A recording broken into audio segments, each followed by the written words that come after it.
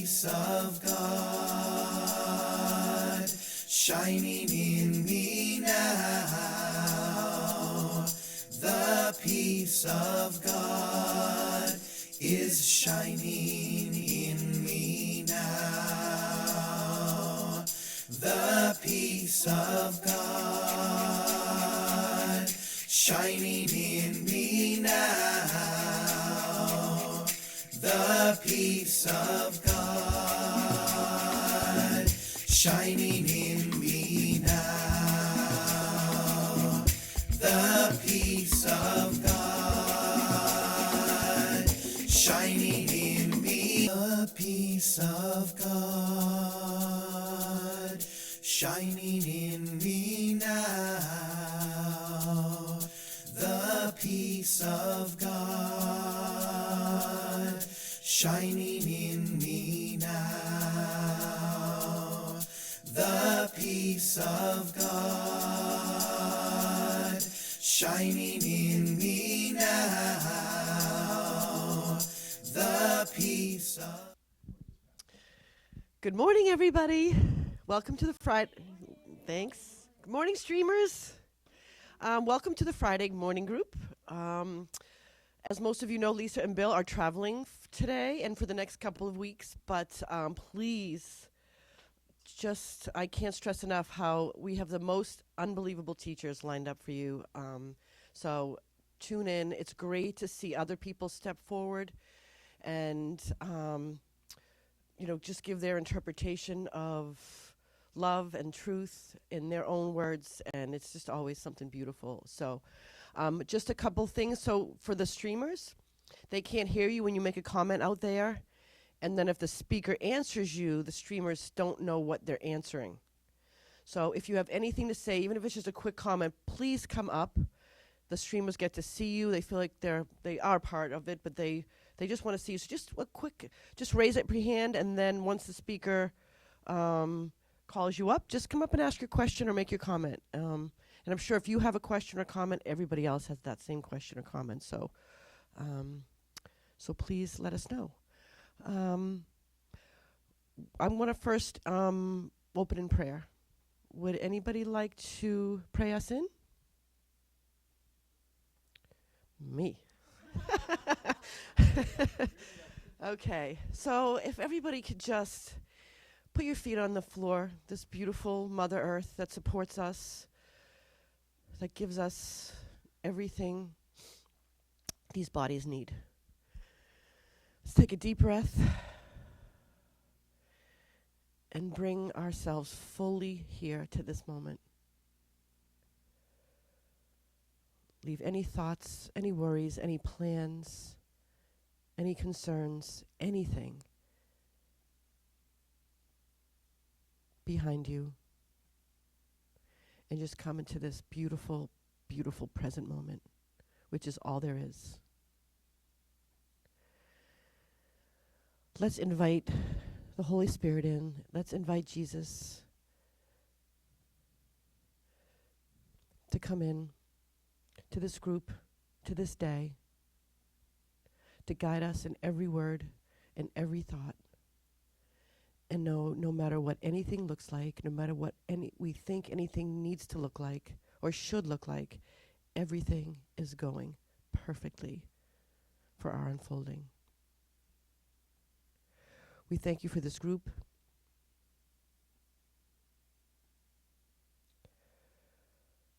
That all signed in to meet us here today, to meet us here on this journey at this time.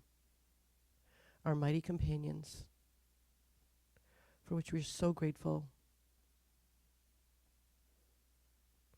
So let's open our hearts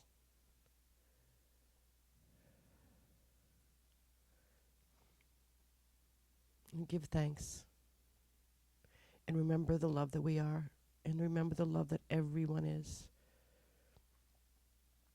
And so it is. So our speaker, I'm very excited to introduce because I love her so much. And if you've ever had the opportunity to hear Kelly Russell teach, you know how awesome it's going to be. Um, no pressure. It's going to be the best. No.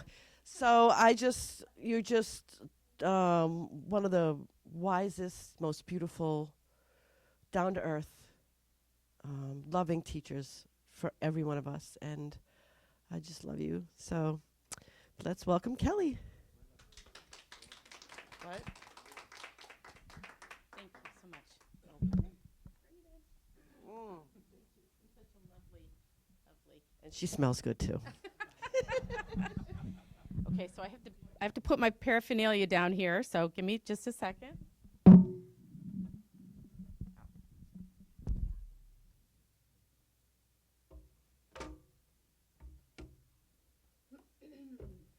Okay.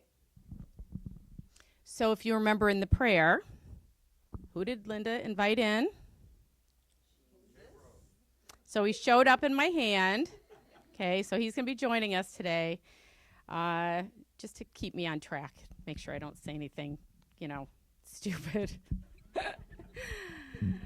Okay. So just want to start by saying the prayer that is on page 28 of the course. Some of you know it by heart, and please join me if you do, or please feel free to read along with me. I'm here only to be truly helpful. I'm here to represent him who sent me. I do not have to worry about what to say or what to do, because he who sent me will direct me.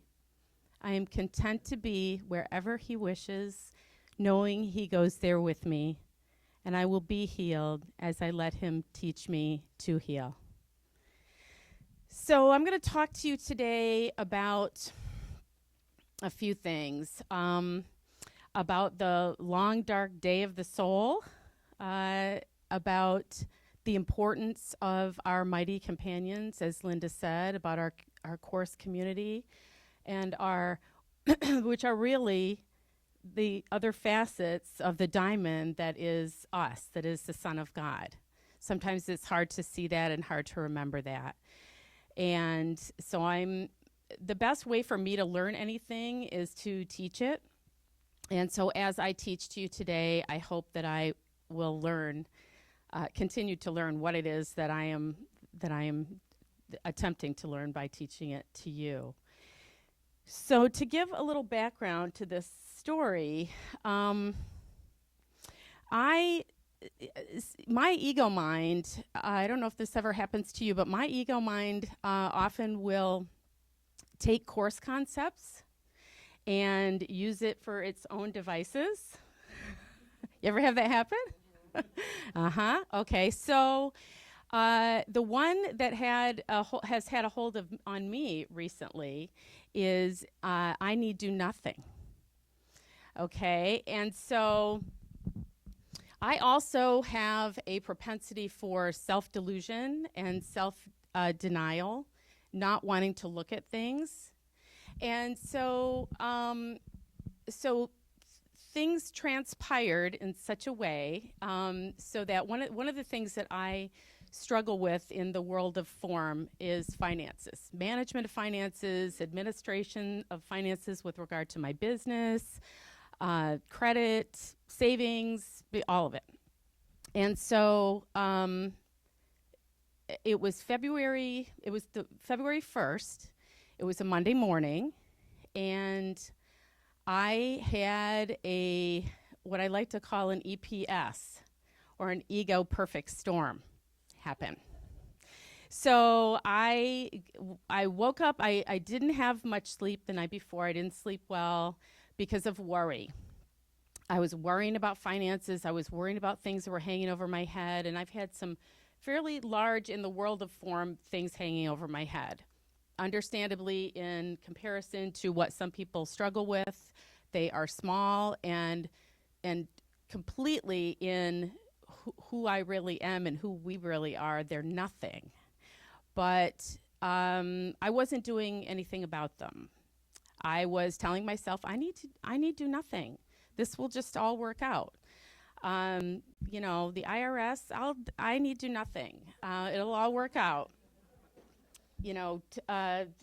notices from utility companies, we're going to shut you off if you don't pay this bill. I need to do nothing. This will all work out. And, I woke up that morning and one of the first things that I did do was my prayer and meditation. But even in the prayer and meditation, I noticed I was very restless. I was very, my mind just kept going off of the meditation and off the prayer to all the finance stuff that I was worried about. So there had been a lot of what we refer to in here, as Lisa has referred to. I think it's also a concept that the Abraham Hicks material has referred to as stepping on the hose.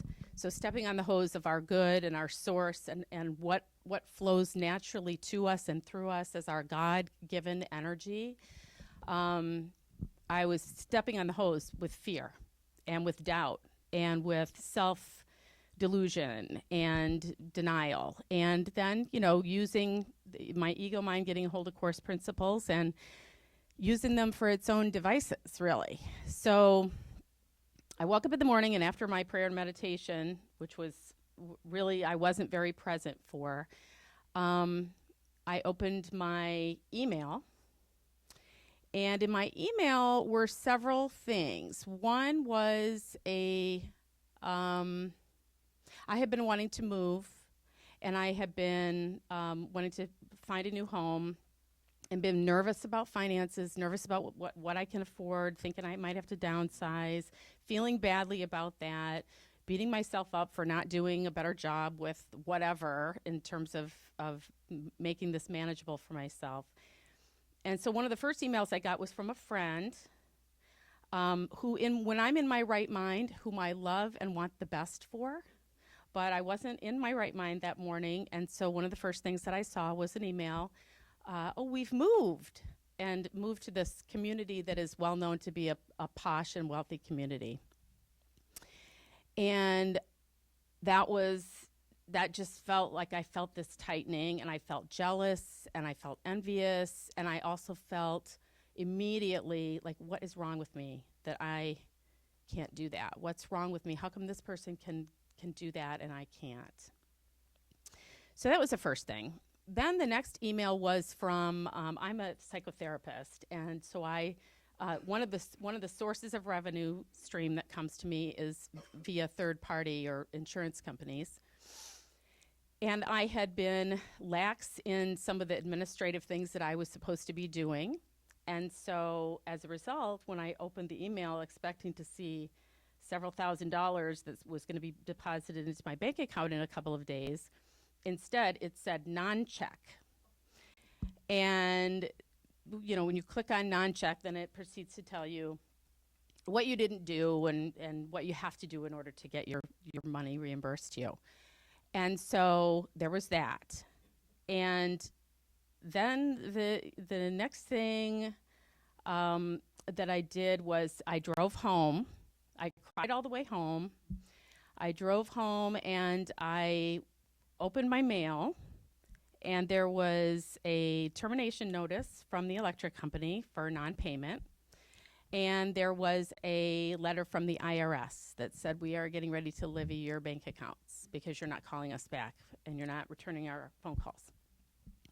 Now, this is not because I'm living in a destitute manner. It's because I am not paying attention and I'm not doing what I need to be doing and taking care of my own responsibilities because I need to do nothing. So I, of course, was not in my right frame of mind. My ego had completely taken me over on that day. And I absolutely fell apart. I fell harder and further than I have ever remember falling. And, I think of myself as a fairly conscious person. A fairly spiritually connected person. I think of myself as being a pretty good, solid intermediate course student.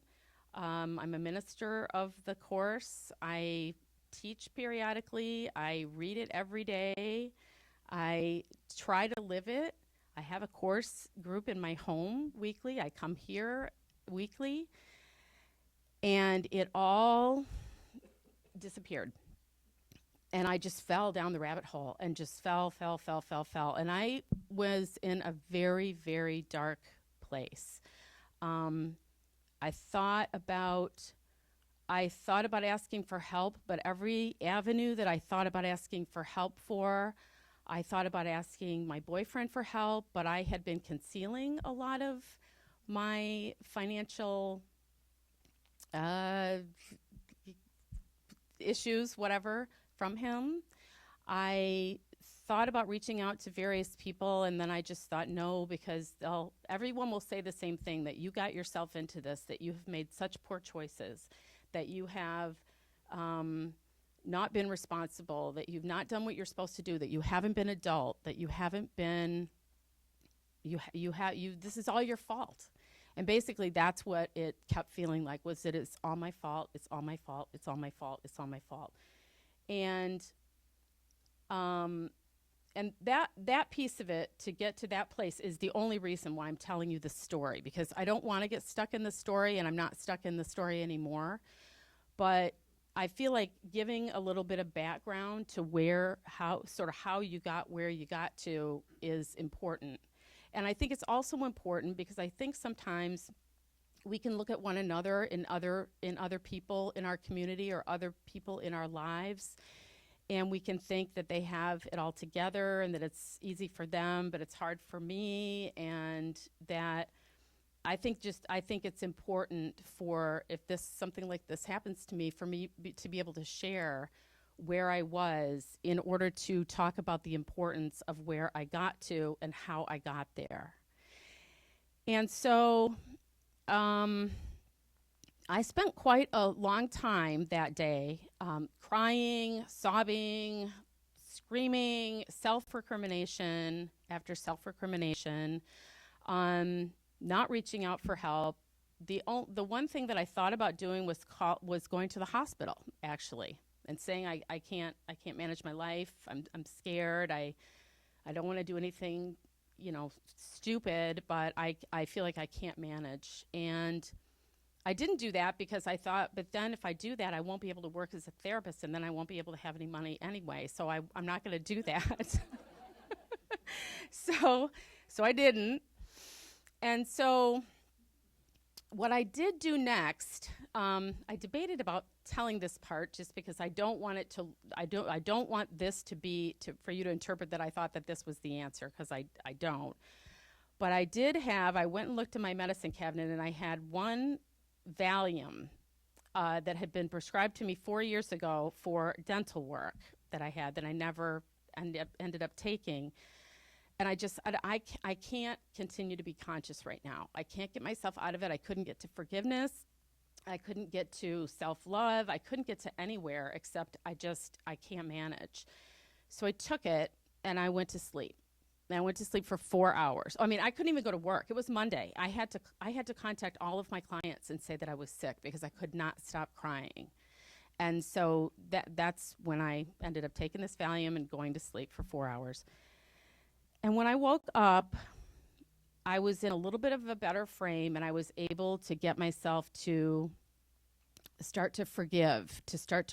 I just started going through the litany of everything that I was beating myself up about, and just forgiving it. Forgiving the electric company, forgiving myself for not paying that bill, forgiving the IRS, forgiving myself for not calling them, forgiving my friend for moving to a nice community and myself for being envious and judgmental and jealous.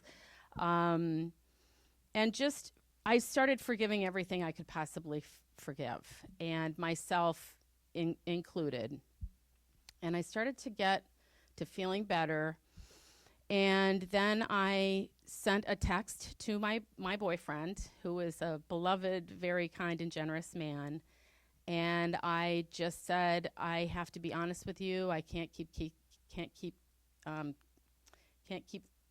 not telling you about things that are going on with me. And I, wrote a text that basically said, these things are going on, and I'm sorry. And he's a very, very financially responsible person, would never in a million years let anything even remotely like this happen to him. And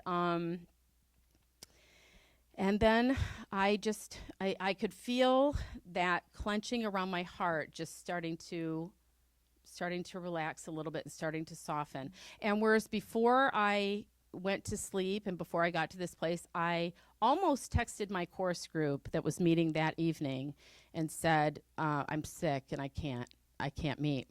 Something made it so that I didn't do that, and I was really grateful that I didn't. So when I woke up, I just thought, I feel really tired, and I feel really like I don't really feel like I can facilitate this group this evening. But that's okay. I'm just going to see whoever comes. My group tends to be pretty small, pretty intimate. And the thing that made me want to have the group was that my group, we tend to bring to the group what is going on in our lives so that we can help each other use the course principles to help us look at them differently. Not to get into the story, it's not a therapy group. We don't stay there very long, but it is like a practical application group. I think of it as sort of like the laboratory, And as something, my right mind was sort of peeping back up again, shouting out a little bit to say, you really need to have this group and let yourself have that. So I decided to go ahead with the group. And I always believe that wherever two or more are gathered, there's love. And so whoever shows up for the group, sometimes there's been 6 or 7 people. Sometimes there's been myself and one other person. And so whatever it is perfect. And I knew that it would be perfect, whatever it was that night. And so after I sent the text to my boyfriend, and I was expecting, I don't know what I was expecting, judgment or, how did you let yourself get to that place or whatever. And again, that was my ego mind because that's not really who he is. But I got a very sweet and loving message back from him. I'm so sorry that you're in that place.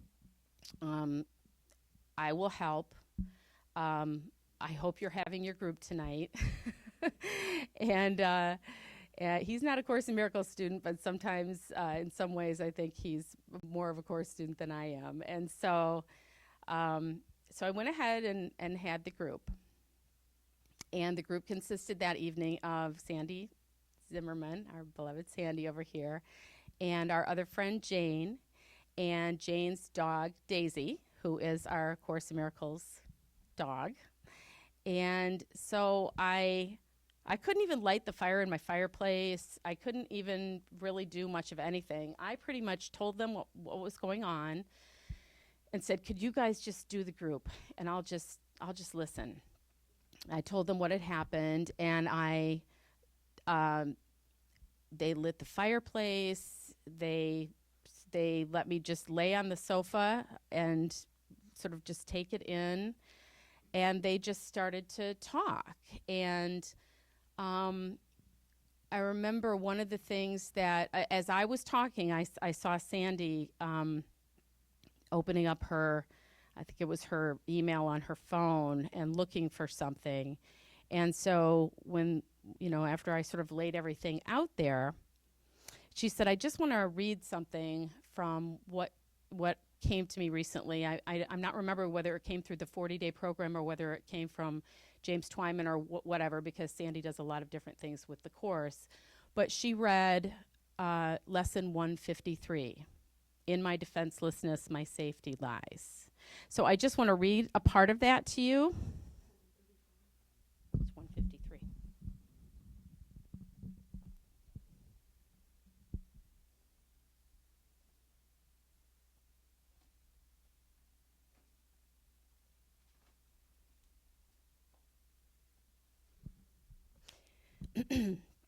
In my defenselessness, my safety lies. I'm not going to read the whole thing, but I'm going to read some parts of it.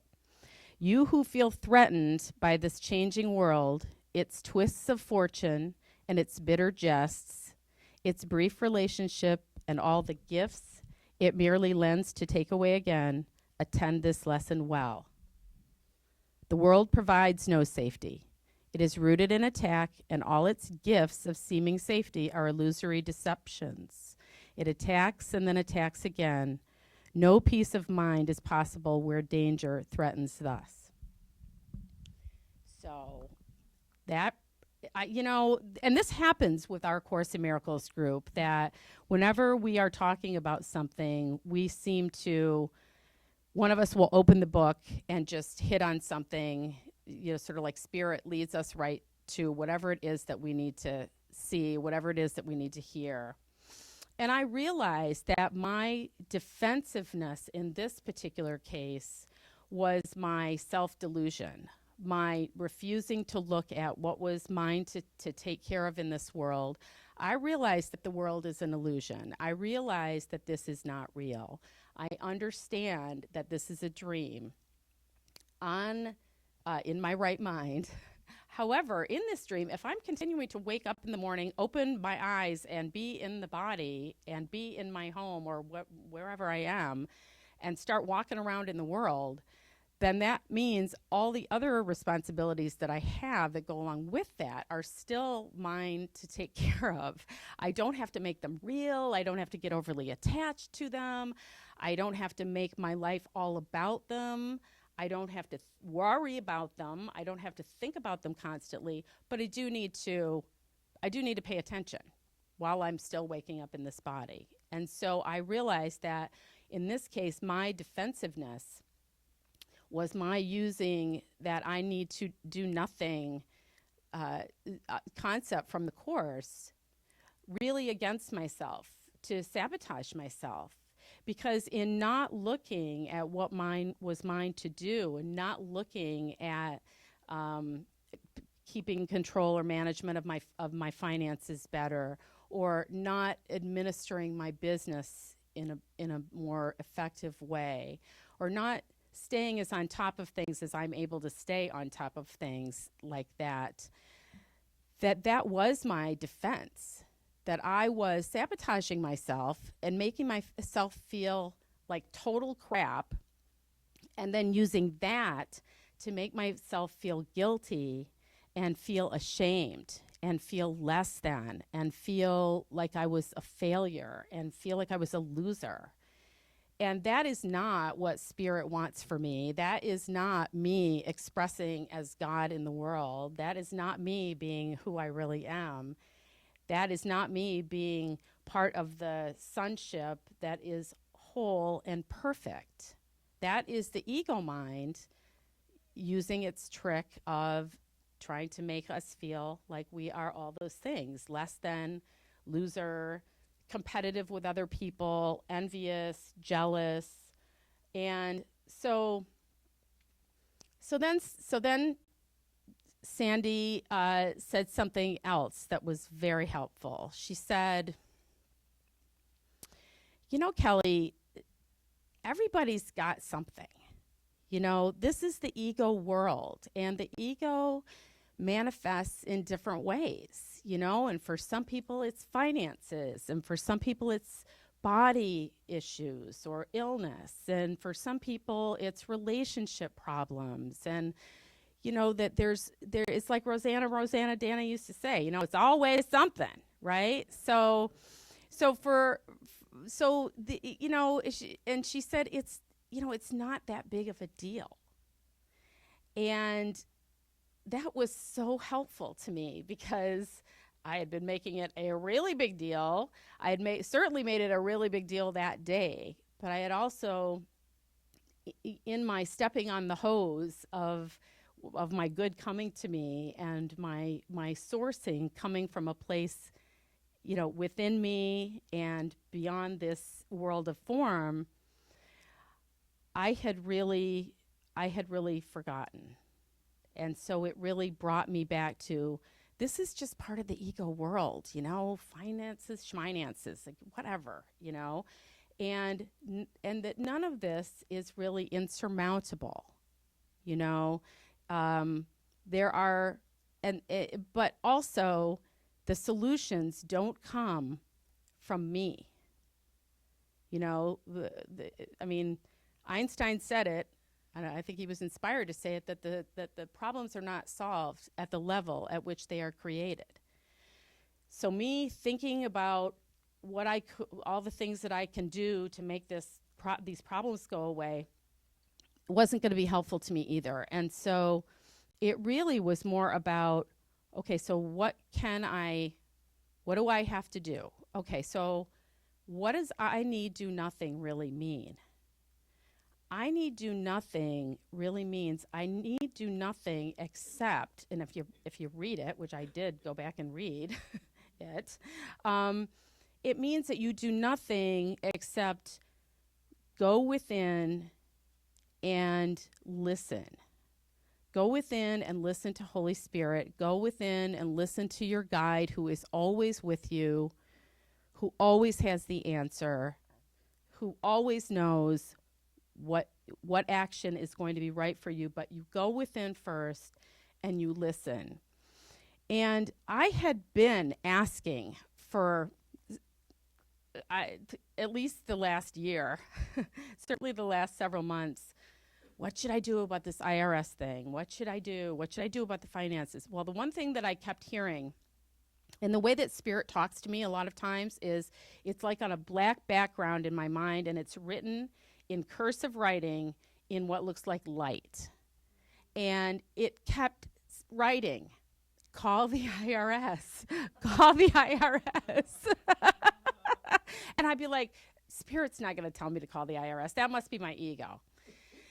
So I never called. And so we continued with the group that evening, and the more that Sandy and Jane talked, and Daisy came over and looked right at me, and you know, she's got the most soulful eyes, and I could just feel the love, and I could feel the unburdening, and I could feel Spirit coming through all these avenues. And you know, we ended the group that night, and it was just lovely. And I just really want to thank you, Sandy, for being such an important part of that. It was so wonderful. And the next day, I woke up, and I felt like I was a new person. I felt like overnight I had turned into somebody else. So I went to work, but I had a big gap in between appointments that day, and I called up the IRS, and the woman was so nice. She was like my mom. You know, she was like, you know, okay, this is going to be, you know, you have, you know, you've got a couple of choices here. She said, if you can come up with, which was a pretty significant sum of money, if you can come up with, and I'm not a saver, and I don't have that kind of money hanging around in my bank account, then we could do a payment plan for the next 5 years. And if you stick to that, you know, you can get yourself out of this situation, okay? And I just thought, you know, I had been so fearful. I had been afraid, you know, that their letters are kind of sternly worded. And, you know, I think among the top 3 things that strikes the fear in the hearts of most of us is the IRS being mad at you and wanting your money. And she wasn't like that at all. She was just so nice. And I was tearful because I think I still had some of that guilt with me. And she's just like, you know, you're not the only person that gets in this situation, and the most important thing is that you get yourself out of it and all of that. And so she said, so do you have this sum of money that you could, you know, in a month that you could come up with? And all of a sudden I remembered that when I was working for hospice, they put money into, I didn't ever contribute to it, but they put money into a retirement account for me over a period of 6 years. And I didn't really ever, I know I got envelopes periodically, and I didn't really even open them. And so I opened it, and I sort of did the math in my head about how much they would, the penalty and the tax on it and all that. And it actually came out to be pretty close to that amount of money that I would need. And so I couldn't believe that because I had completely forgotten it. So I started to actually see that light, and I thought, well, you know, I think I actually can do that. And so we worked everything out that, I would call back within a month and all of that. And so I thought, okay, so maybe maybe I can do this. And I was praying the whole time. Thank you, Spirit, and just be with me. And I'm listening and tell me what to do. And so my next call was, of course, to the electric company, and I worked out a payment plan with them. My boyfriend came over that night and just said, how much do you need? And wrote a check for me as a loan, but so generously and just without strings in terms of, and no, there was no recrimination. There was no, you shouldn't have gotten yourself in this, or I hope you're not going to do that again, or anything like that I was afraid of. And then I think because I stepped off the hose and I just said, I know that my good does not just come from the insurance company. It doesn't just come from clients. It doesn't just come from, from not having debt or whatever, that I'm just going to let it happen. And I'm not going to worry about it in terms of that's what I need do nothing means, is I'm going to stay connected to Spirit. I'm going to keep asking. I'm going to keep listening, and I'm going to do, because in that chapter that I went back and looked at about what does I need do nothing really mean, I need do nothing really means listening, and then you will be directed as to whatever you need to do in the body. So I felt like that's what I started doing. I just started listening, and I started making phone calls. And then on that same day, that same Tuesday, Sandy, my guardian angel, once again forwarded me, I think it was day 31 of the 40-day program that she was doing. And it was Lisa Natoli, of course, writing about her own experience about being in debt, and about thinking that the Holy Spirit was just going to take care of it, and that she didn't really need to do anything about it. And I don't know, for those of you who have taken the 40-day program, you may remember that particular day. And that she finally got to a place where she realized that it wasn't just the Holy Spirit was going to just come in and magically wipe out all of her debt, which I think that's what I thought that was going to happen. And that she called up all of the companies that she had credit card debt with, and she talked to them all, and she worked out a plan, and she took care of all of her debt, and I think it was like 9 months or something crazy like that. And so I read that, and I was very inspired by it, and I was so grateful to hear that. Yes. Oh, sorry. I was so grateful to hear it, and it made me feel so much better. I have a tremendous amount of respect for Lisa. And I thought, okay, so I'm not alone here, and other people have gotten themselves into this place and been able to ask Spirit to help them to get them out of this place. And so I felt better about that. And then since then, I've just been trying to stay in that place of listening. And what I've noticed is that when I stepped off that hose, I really, the flow just started up again. So within, another week, I had clients that were calling me to pay privately rather than go through insurance. A lot of that happened. People would say, oh, remember I forgot to pay you last time, so now I owe you for 2 sessions, so here's that. My wonderful friend Al tithed money to me last week at this very course meeting, which was just an incredible generosity of spirit and gift. And I called Blue Cross, also the insurance company that I was feeling so reprimanded by, and said, I'm sorry, I've just completely fucked this up. I don't know what to do. Is there any way to get myself out of this? Because a lot of it was, not to, get into the details of it, but it was just, a lot of it was not timely filing. And so being denied claims because they weren't filed in time and all of that. And the woman was like, oh, yes, we can help you with that. And I know it says 90 days on there, but did you know that you actually really have a year to go in and get those monies back? And I was shocked by that, because I thought I had left a lot of money on the table just by my administrative shenanigans, boo-boos, exactly.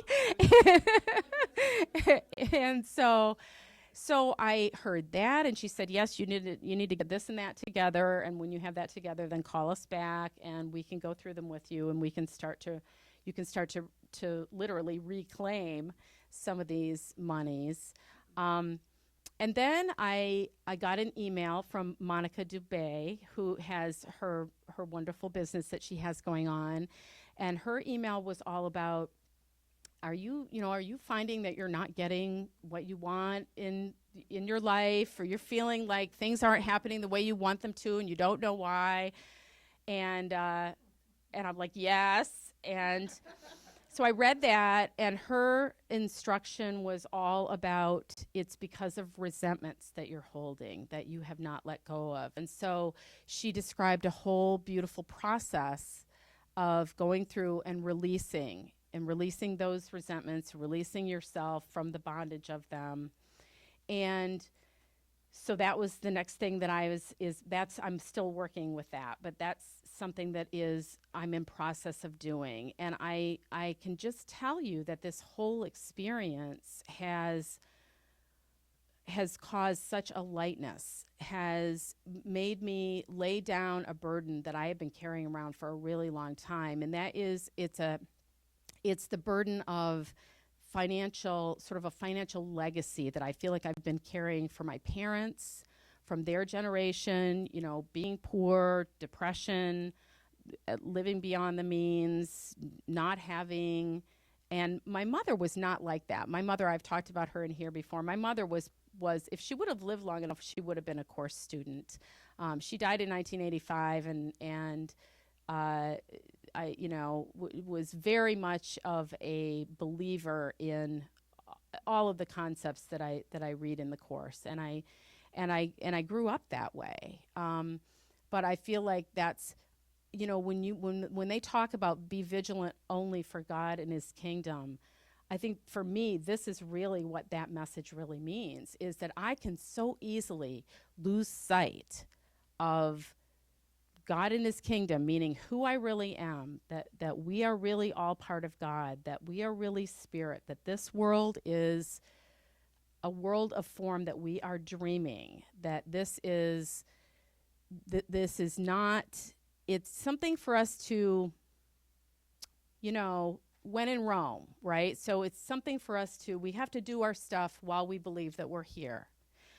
But we don't have to get overly attached to it. We don't have to let it run our lives. We don't have to let it make us be in a place of fear, and a place of shame, and a place of guilt, and a place of recrimination and resentment and jealousy and all of those things. And I do believe that everything happens for a reason, and I do believe that because I am offering ministry of A Course in Miracles, because I want to do lectures and workshops, because I want to offer spiritual counseling from a Course perspective, that this had to come up for me.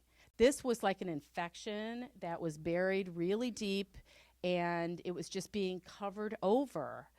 And one of the things that Jesus talks about in the Course in Miracles is, look at this with the Holy Spirit. Look at your stuff with the Holy Spirit. It's not for you to deny it. It's not for you to, yes, it's not real.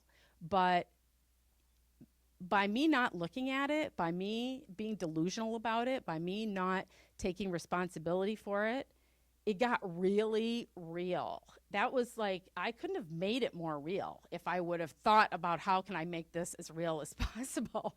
So I learned from that situation that it's about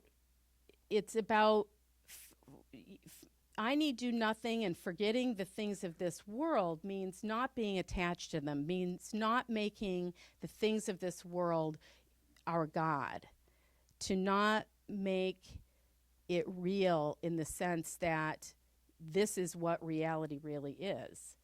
It's to understand first that we are spiritual beings. We happen to be dreaming a human existence, a human experience. but that who we really are, and so who I really am, has nothing to do with my debt. It has nothing to do with how I pay bills, how I manage finances. It has nothing to do with any of that, but it does have to do with me having love for myself and believing that I am worthy of love and that I'm worthy of not feeling like complete shit, that I am worthy of feeling that wholeness and that that perfection that is the light of God that shines through me. That's who I really am. And so part of being able to feel that is being able to take care of the business of this ego world while I'm occupying, while I believe that I'm occupying space in it, in order for me to be able to not have that guilt and not have that shame and not have that self-hatred. So I feel like that whole experience really needed to happen in order to teach me that, and in order to teach me that so that I could then use it as something to teach all of you so that I can also learn it myself. And that if I'm going to be a course teacher, that if I'm going to be a minister of the course, that if I'm going to be a conduit and to be a channel for love in this way, then I have to be able to clear my own stuff and look at it. And so the prayer that I often do, that I've done in here before, that I sometimes do at the end of my course groups, is that that visualization of seeing the altar. And I will be doing that at the end here after we come back from our break. I will be leading that meditation and that prayer. One of the things that I have since added to that in my visualization, instead of just laying all of the things on the altar that are disturbing my peace, one by one by one by one, I can actually get really stuck in that, even in that meditation and visualization. I could probably spend hours laying everything on the altar and looking at and thinking of every single thing that disturbs my peace. And the way that it's changed for me now is that there's just this big chalice that sits on the altar, and the chalice says my belief in separation on it. And then I just throw everything in the chalice. It just all goes in there and gets somehow transformed. What did you say? Yeah, exactly. Just check it all. So, so that is the story of sort of my dark day of the soul. And I wanted to share it with all of you because I feel like sometimes and in fact, last week, one of the things that was talked about by Bill and by Lisa was, when you feel really awful, how do you get yourself out of it? And we talked about the different things that people do. People had different suggestions for the things that they do to get themselves back to the place of being centered and back to the place of being where they know who they are. And for me, I just want to stress that this experience really showed me and continues to show me. It still goes on, the importance of spiritual community, the importance of being able to have people that you can reach out to who will not pander to your victimhood, or who will not try to rescue you but make you feel weak, or will not add to your burden of already beating up on yourself, but rather people who know what the truth of you really is and will support that truth, and will shore you up and scaffold you in the way that will truly be helpful to you. And I am so grateful to you, Sandy. I'm so grateful to Jane. I'm grateful to her dog, Daisy. I'm grateful to my boyfriend, Ron. I am grateful to Al.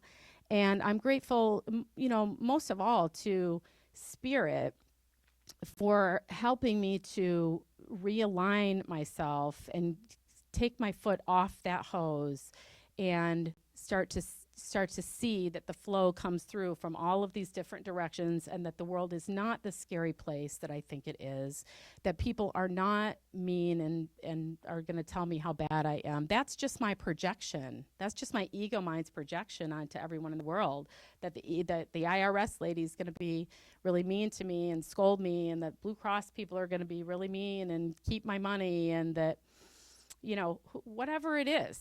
That's all just an ego projection, and that really there is no me and there is no them, there is no her, there is no you, there is no separation between any of us, that we are all this shining, shimmering, sparkling diamond that is the Son of God, and we are just all facets of the same diamond, and that the light that shines through me is the light that shines through you, is the light that shines through Sandy, is the light that shines through the Holy Spirit, certainly through the Holy Spirit, that is the light that shines through the IRS lady, and is the light that shines through the electric company, and the light that shines through Ron, and it's the light that connects us all, and it's the light and love of who we really are. And all the rest of it is really just ego bullshit. And it's, you know, so yeah, we have to deal with it, but we don't have to get ourselves wrapped up in it. And I guess that's really just been the message for me of what does I need do nothing really mean, and that in my defenselessness, my safety lies. Because in my defenselessness, letting go of having to bury my head in the sand, you should see my apartment right now. I got out every piece of paper that was connected with Blue Cross that I could find, and there's like piles and piles and piles around everywhere, and notebooks, and with things that I have to do now, and it looks actually quite a bit more like chaos, but really it's not. Really, it's actually what I've been being guided to do to help myself get back to the place where I need to be, and financially. And so I just want to say thank you so much for giving me the opportunity to share that with you. Thank you for holding it. Thank you for being supportive community, as you always are, and I just am really grateful. So, does anybody have any questions or comments? Yeah? No? Yes? You gotta go up and get the microphone. I love your little heart. It's so sweet. Nice to see you. Yeah, I got black on. Mm-hmm. We both have black. Yes, we do both have black. And you have the balsamic moon, like that, right here. That's the end. Oh, Yeah, I didn't know that. the end of the cycle, and then you have the new moon cycle, Oh. the big circle. Oh. So I have the end moon and the new moon. Yeah, All right. and the blue, that's the intuition. Meaning in the end, and the blue meaning the intuition. Yeah, third eye. I had no idea. I was dressing so symbolically, Yeah, intuitively. there's a lot going on. Yeah. And I used to work at the IRS. You did? Yeah, Oh. for 10 years. Oh, my. Yeah. That's a story and a half. I loved helping people. Uh-huh. Yeah, that's the best part. Yeah. And then they have I didn't like the corporate. The Blue Cross. I have Blue Cross. I just let it go. My job is gone too. So there's more. There is more. Amen, sister. There is more. Right. Yes. I don't know. Yeah, Have to I don't know you who I have to am. know. Right? Right. You do know who you are. No, there's more to me. I think of 30 years ago, right? That was 1985. You lost your mother. I didn't lose my mother. My mother helps me so much. We do different things. Yes, different things. And so I've been doing the 18-year cycle. That 18 years was 1998. That's when I lost that love of my life.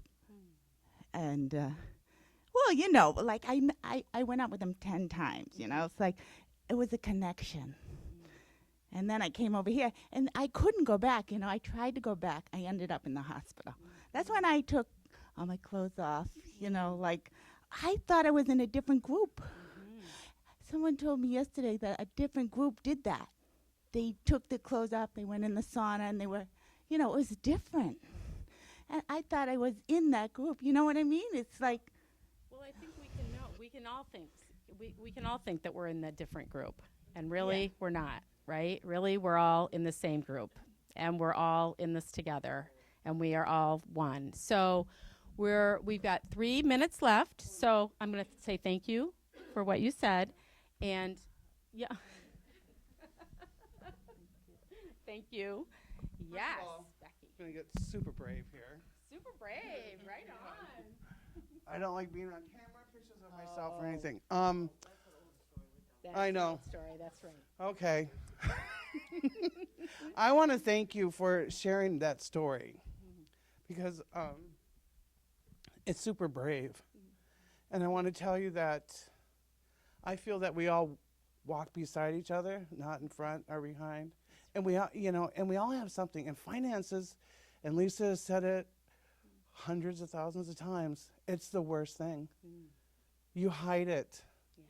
You hide Shame it. around it. I've been there before too, and I learned a lesson many, many years ago, 30 years ago, before I had moved out here. I was behind on a bill, electric bill, I think. They were going to cut me off, and I said, no, I have a job in New Hampshire. I lived in North Dakota at the time. I have a job in New Hampshire. I swear to God, I'm not lying. I'm going to be starting it in November, and I'll start sending you money. And they said, okay. And I'm like, 6 months later, so I sent them $10 a month. I paid that bill off, and I go, I've had that faith ever since. Call them. But it's huge. Yes, thank you so much. I Huge. appreciate Thank you it. very much. Okay, everybody, we are, do we have time for, okay, 2 minutes, so we have time for one more comment. Come on up. Hi. I can do this. Yeah, you can First, do I have this. to hug you because totally. I love you. And everybody here. Thank you. Okay. Hi. This so speaks to me. Oh, my goodness. 3 years ago, an accident, battered, bruised, broken, leaving this world and finding my soul and my spiritual strength inside of myself and calling it in, because that's really all I had. I lost everything that the world knew, everything I identified with, and all I had was my heart and my soul. And in that battle, to claim who I was, I tried suicide 3 times. It didn't work. I didn't understand. And then my heart cracked wide open. And despite my diagnosis, I stand here and my heart's wide open, and the bounty that I have around me and with me and the alignment of love is so rich and so great. And I just want to say thank you, and I love you all. Thank you so much. Thank you. Thank you so much, everybody. Thank you for all you said. Thank you for listening. Thank you, streamers. You're beautiful. I love you. I love you all. Namaste. The peace of God shining in me now. The peace of God shining in me now. The peace of God shining in me now. The peace of God is shining in the peace of God shining in me now. The peace of God shining in me